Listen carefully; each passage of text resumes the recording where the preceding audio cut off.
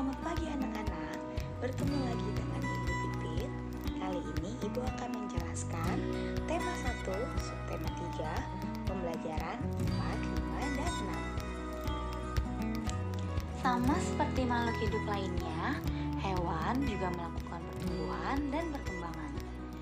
Proses pertumbuhan dan perkembangan makhluk hidup dari mulai kecil hingga dewasa disebut dengan daur hidup.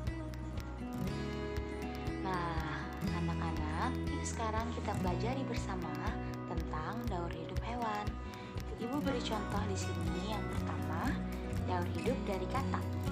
Daur hidup dari katak dimulai dari telur menjadi berudu atau kecebong tanpa kaki, lalu tumbuh menjadi berudu yang berkaki, lalu tumbuh menjadi katak muda, yang terakhir tumbuh menjadi katak dewasa. Nah, contoh selanjutnya, daur hidup dari kupu-kupu. Daur hidup kupu-kupu dimulai dari telur, lalu menjadi ulat, berubah menjadi kepompong, lalu menjadi kupu-kupu muda, lalu tumbuh menjadi kupu dewasa. Nah, contoh terakhir yang Ibu beri di sini adalah daur hidup dari nyamuk. Daur hidup dari nyamuk dimulai dari telur, lalu menjadi larva, lalu menjadi pupa atau kepompong, lalu menjadi nyamuk muda, dan terakhir tumbuh menjadi nyamuk dewasa. Nah, nyamuk adalah salah satu hewan pembawa penyakit yang berbahaya. Agar kita terhindar dari penyakit yang dibawa oleh nyamuk, kita harus menjaga lingkungan kita.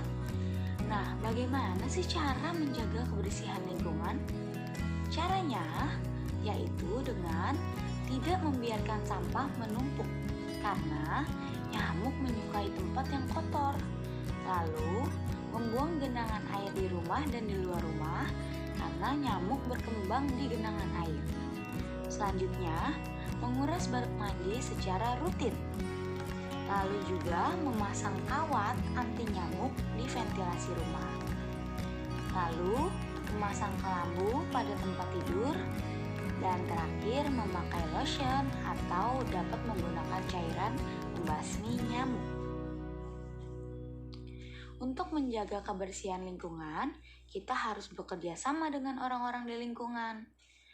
Bekerja sama adalah pekerjaan yang dilakukan oleh 2 orang atau lebih untuk mencapai tujuan yang sebelumnya telah disepakati bersama. Nah, kenapa sih manusia perlu bekerja sama?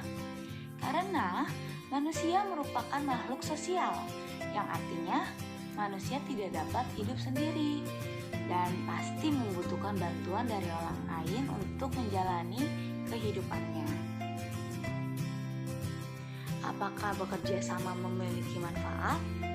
Ya anak-anak, kerjasama memiliki manfaat.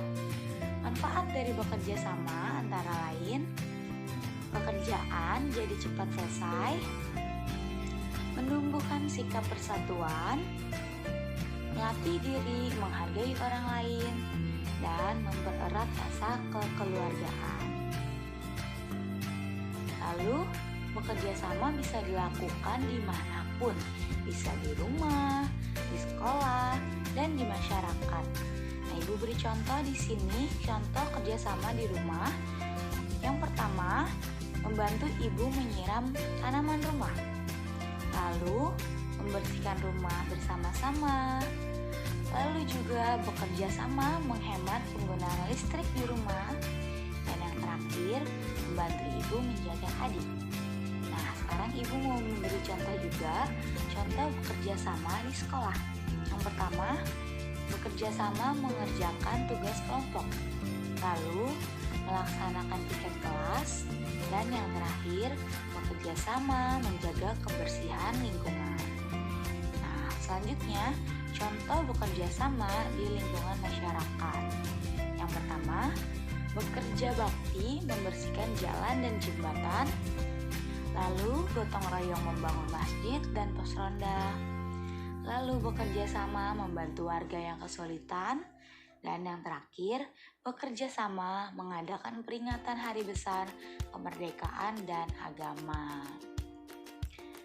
Nah, kerjasama di lingkungan masyarakat adalah kerjasama yang dilakukan dengan orang-orang di sekitar tempat tinggal kita. Tempat tinggal makhluk hidup itu berbeda-beda anak-anak. Ada yang di pedesaan, ada yang di kota, ada yang di hutan, bahkan ada yang di perairan. Apakah kamu tahu kata depan yang digunakan untuk menunjukkan kata tempat? Kata depan yang menunjukkan kata tempat antara lain di, ke, dan dari. Contoh kalimat yang menggunakan kata depan untuk menunjukkan kata tempat antara lain yang pertama, Arsyah sekolah di SD Al-Ilsamiyah Bekasi 1. Yang kedua, Arif dan Randi pergi ke rumah Doni untuk belajar bersama. Yang ketiga, Ayah baru saja pulang dari Bandung semalam. Nah, anak-anak, di tempat di sekelilingmu, apakah kamu pernah mendengar ada hiburan musik? Keren! Musik memang hiburan yang bisa membuat kita santai dan senang. Musik bisa enak didengar dengan adanya alat musik. Berdasarkan jenis alat musik bisa dibagi menjadi dua, yaitu alat musik ritma dan alat musik melodis. Nah, sekarang kita cari tahu alat musik ritma. Alat musik ritma adalah alat musik yang tidak memiliki nada. Contohnya, rebana itu ditepuk, beduk dengan cara dipukul, maracas dengan digoyang, lalu ada tamborin sama dengan digoyang, dan drum dengan dipukul. Selanjutnya, alat musik melodis adalah alat musik yang memiliki nada. Contohnya, piano dimainkan dengan cara ditekan, lalu gitar dengan cara dipetik, lalu biola digunakan dengan cara digesek, lalu harmonika digunakan dengan cara ditiup.